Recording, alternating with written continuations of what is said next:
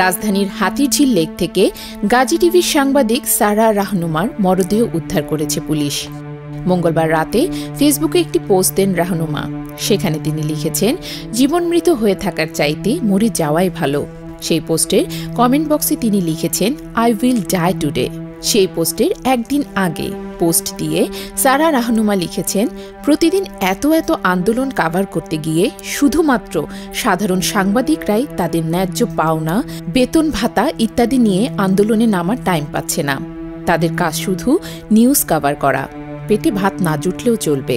সাংবাদিক সারার স্বামী সাইদ শুভ্র গণমাধ্যমকে জানিয়েছেন, ভালোবেসে 7 বছর আগে তারা পরিবারকে না জানিয়ে বিয়ে করেন। বেশ কিছুদিন ধরে সারা আলাদা হতে চাচ্ছিলেন, কিন্তু দেশের পরিস্থিতিতে তারা কাজী অফিসে যেতে পারেননি। শুভ্র জানান, মঙ্গলবার সারা অফিসে গিয়ে রাতে আর বাসায় ফেরেননি। রাত 3টার দিকে হাতিরঝিল লেকের পানিতে ঝাঁপ দেওয়ার খবর জানতে পারেন। পরে ঢাকা মেডিকেলে গিয়ে সারাকে মৃত অবস্থায় দেখতে পান।